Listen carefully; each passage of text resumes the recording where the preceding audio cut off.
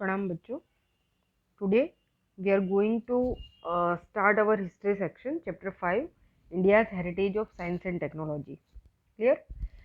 एक तरीके से देखा जाए बेटा तो भारत का विज्ञान और वैज्ञानिक रूप से जो हमारे पास नॉलेज आया है उसको हमने हमारी जो लाइफ है या जो ये अर्थ है बेटा उसमें उसको व्यवहारिक रूप से कैसे यूज़ किया है। तो पहली बात तो हमको साइंस और टेक्नोलॉजी की डेफिनेशन को क्लियर करना पड़ेगा कि what is science and what is technology. Clear? तो जो हमारे फर्स्ट 2 पैराग्राफ है बेटा तो इस थियरी को बहुत क्लियरली बताते हैं कि the discoveries and the invention in the field of science and technology have brought countries of the world closer. Okay, मैं ऑलरेडी पहले भी आपके साथ डिस्कस कर चुकी हूँ बेटा कि what is discovery and what is invention. Discovery क्या है बेटा? डिस्कवर करना मतलब एक तरीके से जो पहले से है और ढूंढा जाता है, बराबर, खोज। और इन्वेंशन मतलब कि शोध, यानी कि हमारे पास जो एक तरीके से नॉलेज है उस नॉलेज को यूज़ करके हम कुछ नया इन्वेंट करते हैं। हमारे आसपास जो मौजूद है उसको यूज़ करके हम कुछ नया इन्वेंशन करते हैं। तो यहाँ पे खोज और शोध बेटा इन दोनों चीज़ों में फ़र्क है। डिस्कवरी जो पहले से है ऑलरेडी और उसको हम ढूंढते हैं, बराबर, और फिर वो हमारे लिए मतलब उपयोगी हो जाता है, हमारे यूजेस में आता है। और जो इन्वेंशन है वो एक तरीके से देखा जाए तो ऑलरेडी हम उसको नए आइडियाज़ के साथ, अपने नॉलेज के साथ, ठीक है, अपने स्किल वर्क के साथ हम उसको डेवलप करते हैं तो वो कुछ नया इन्वेंट होता है। तो पहले बात तो ये क्लियर हो गई। और इन्हीं डिस्कवरीज और इन्वेंशन ने बेटा वर्ल्ड को क्लोजर यानी कि बहुत नज़दीक ला दिया है। cooperation and among all the nations has increased, hence the new attitude has developed। और साइंस और टेक्नोलॉजी ने बेटा एक तरीके से देखा जाए तो दुनिया को ये समझा दिया है कि क्यों कॉपरेशन के साथ हमको मिलजुल के रहना पड़ेगा। क्यों? क्योंकि एक दूसरे की जो नीड्स है, जो सबकी ज़रूरतें हैं, वो फुलफिल करने के लिए हम एक दूसरे पर डिपेंडेड है, बराबर। तो यहाँ पे साइंस और टेक्नोलॉजी ये भी क्लियर करता है कि ये जो कॉपरेशन हमको देखने को मिलता है वो इसी वजह से है क्योंकि हम एक दूसरे के ऊपर डिपेंडेड हैं। Countries have become oriented towards a peaceful coexistence and world peace. और कहीं ना कहीं यही जो एटीट्यूड है एक तरीके से देखा जाए तो कहीं ना कहीं विश्व शांति और सह अस्तित्व की बात सामने रखता है कि साथ में मिलकर नहीं चलेंगे, एक दूसरे की नीड्स, एक दूसरे की ज़रूरतों को नहीं समझेंगे और उसको फुलफिल नहीं करेंगे तो किसी का भी अस्तित्व बचेगा नहीं। तो ये समझने वाली बात हो जाती है। Science mean systematic knowledge. अब हम डेफिनेशन पे आ जाते हैं बेटा कि व्हाट इज साइंस। बिल्कुल सिंपल सी डेफिनेशन है, साइंस मीन सिस्टमेटिक नॉलेज।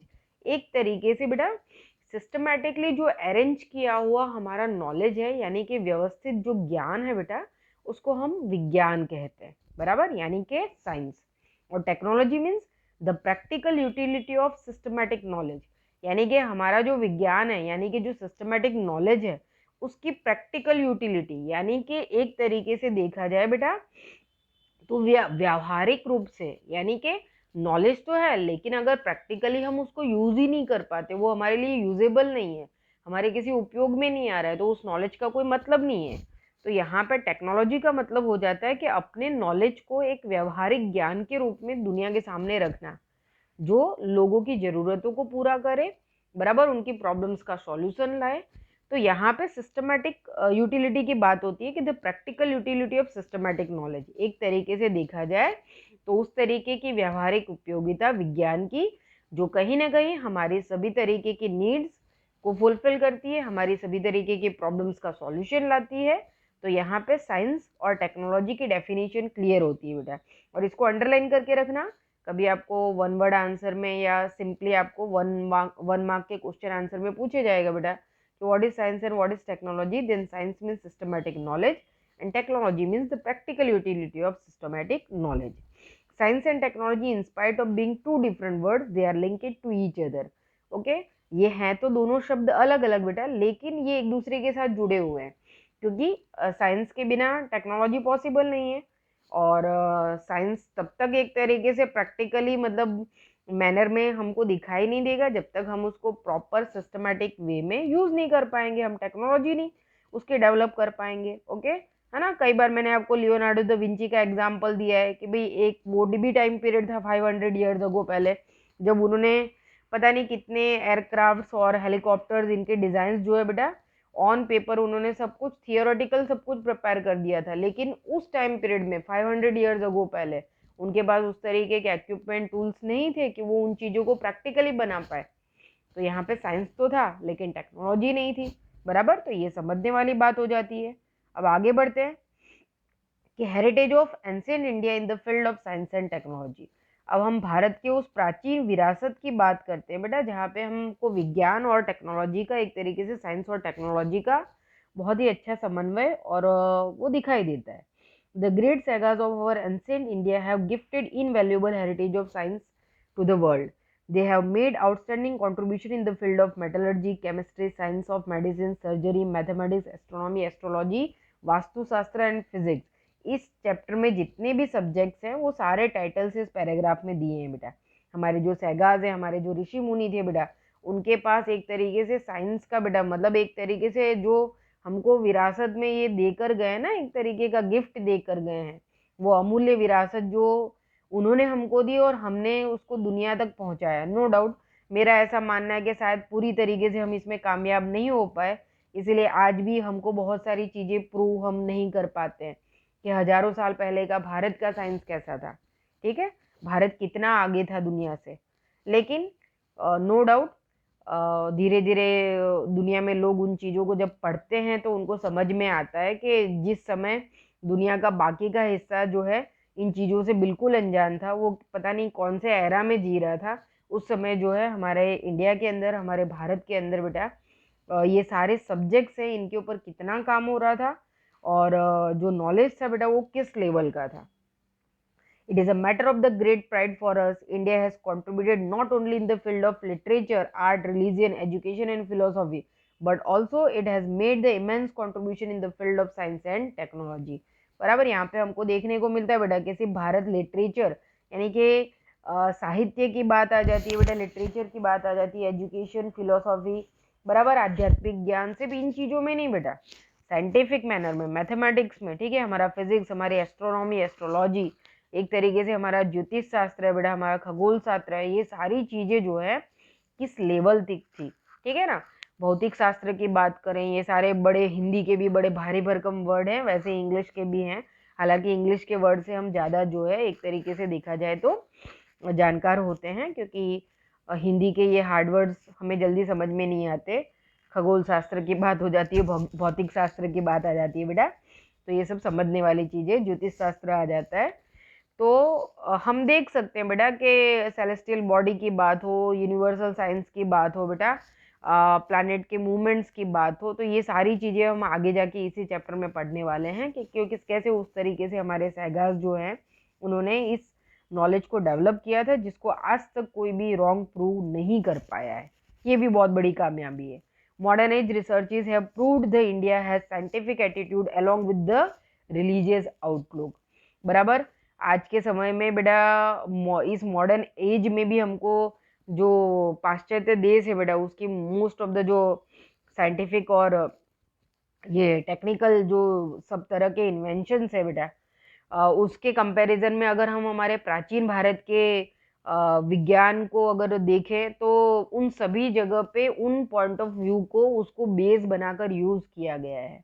बराबर, कहीं ना कहीं उस नॉलेज को उन्होंने वहाँ पे यूज़ किया है, तब जाके वो इतने सक्सेसफुल बन पाए हैं।